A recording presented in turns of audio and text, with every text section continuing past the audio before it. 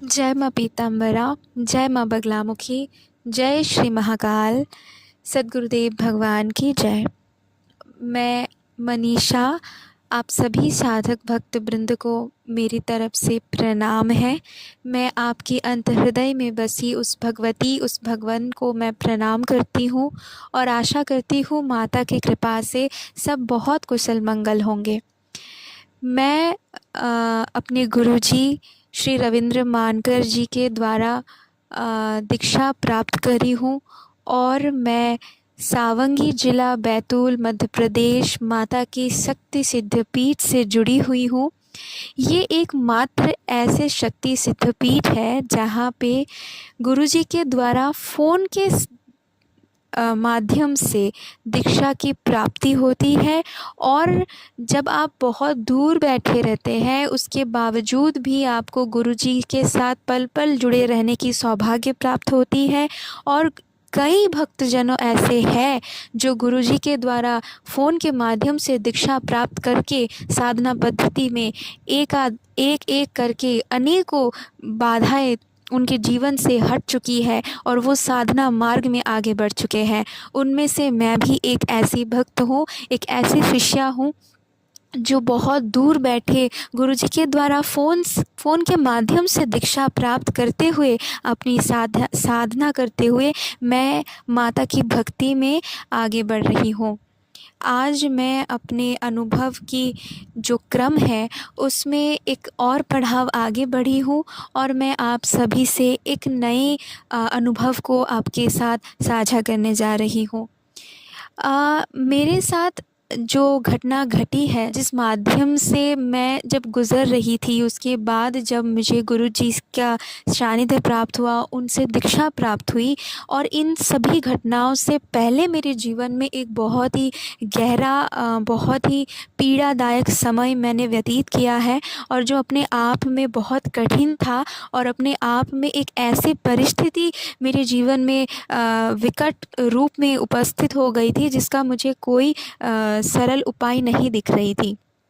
कई अपने घर से, अपने परिवार परिजन जो दूसरे हैं, दूर के रिश्तेदार हैं या फिर अपने चारों तरफ पड़ोसी है एंड कोई भी, सभी के द्वारा पीड़ित होते हुए मेरे पूरे परिवार एक ऐसे गहराई के अंधेरे में जाना शुरू कर दिया था जहाँ से हमें लगने लगा था कि अब हम पानी को तरसते थे। हम एक ऐसी शक्तियों को हमारी बांध दी गई थी जैसे हमारे साथ कुछ और होना था और कुछ और हो रहे हैं। तो ऐसे जब चल रहा था तो कईयों ने बताया कि तुम्हारे साथ ये हो रही है, तुम्हारे साथ वो हो रही है, तुमको यहाँ जाना चाहिए, तुमको वहाँ जाना चाहिए। पर सच मानो तो मेरा मन कभी इन सब चीज़ों में पड़ा ही नहीं। मैं कुछ ऐसा ढूंढ रही थी, मेरा मन कुछ ऐसा ढूंढ रहा था जो इतना पुख्त हो, इतना स्पष्ट हो कि मुझे इसका कारण पहले पता चले, इसकी जड़ तक जाने की मुझे एक आकांक्षा, एक आशा मेरे मन के अंदर था। तो शायद माता भगवती की कृपा से माँ ने वो बात मेरी मन ही मन सुन ली और माँ ने मेरे सामने उन सभी रास्तों को धीरे धीरे प्रशस्त करते गए ताकि मैं गुरुजी तक पहुंचूं और मुझे सत्य की ज्ञान की प्राप्ति हो। तो मेरे साथ ऐसा हुआ जब मैं गुरुजी से दीक्षा प्राप्त करी, उससे कुछ पहले की बात है। गुरुजी हमेशा जब किसी को दीक्षा देते हैं, शिष्य या फिर शिष्या की भाग्य की फलादेश करते हैं, क्योंकि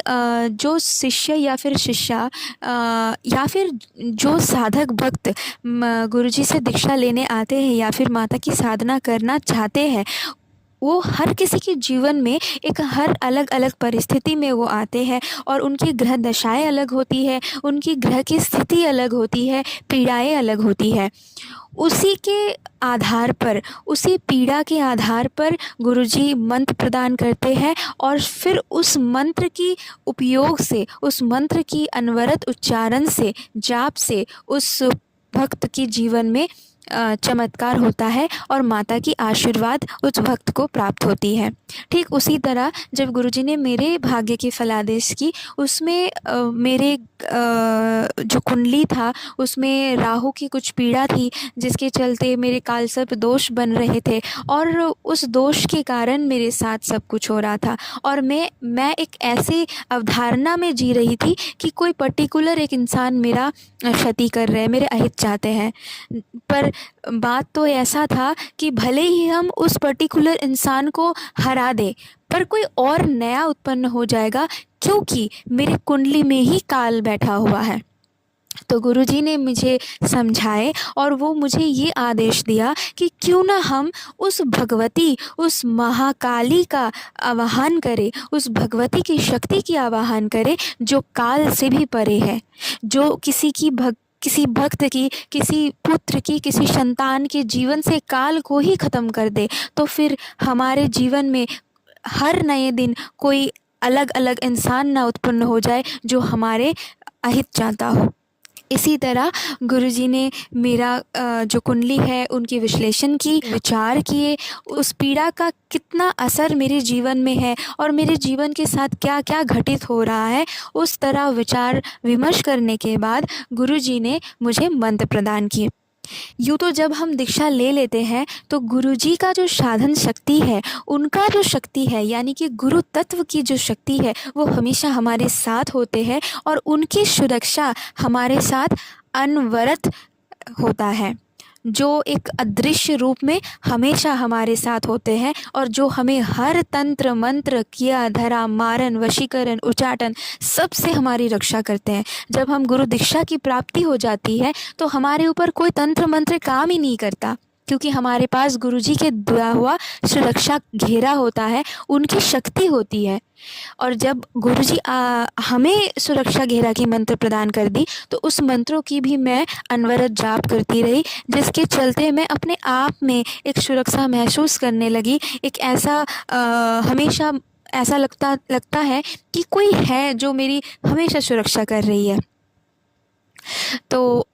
जब हम माता की प्रेम भाव से साधना करते हैं, शिशु सुलभ मन से साधना करते हैं, जब एक संतान भाव से हम साधना करते हैं, तो ये मारन, मोहन, उच्चाटन, वशीकरण ये सब सत्कर्मों में आ जाता है और ये सबसे माता स्वयं रक्षा करती है,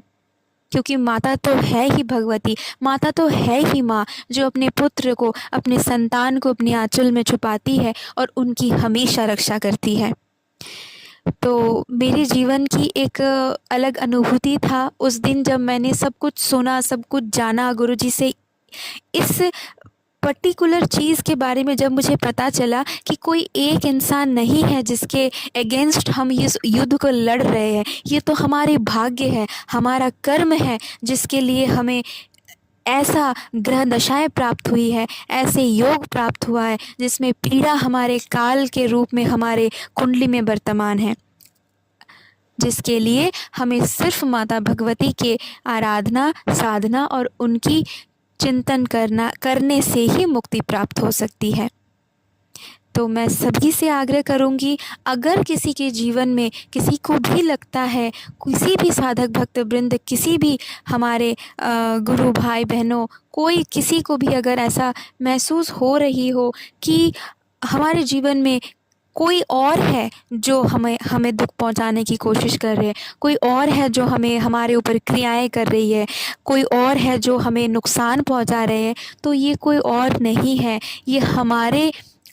ही प्रारब्ध के अनुसार मिला हुआ, हमारे ही कर्मों के अनुसार मिला हुआ ग्रहों की फल है, दशा है, जो काल के रूप में हमें ग्रास करने के लिए बैठा हुआ है। तो इसमें डरने की ऐसी कोई बात ही नहीं है जब गुरु आपके साथ हो, जब भगवती आपके साथ हो। मैं आशा करती हूँ आप सभी माता की इस अमूल्य जो मंत्र है इसका रसास्वादन कर सके, इन मंत्रों के जाप से अपने जीवन को शुद्ध कर पाए और गुरु महाराज के आशीर्वाद से अपने अपने जीवन को इस दिशा की ओर आगे बढ़ा पाए, जिसमें सिर्फ और सिर्फ भगवती और भगवती के प्रति हमारा प्रेम और मातृभाव की एक नई ऊर्जा के साथ हम इस जीवन को व्यतीत करने का सौभाग्य प्राप्त करें। जय माँ बगलामुखी, जय माँ पीताम्बरा, जय श्री महाकाल।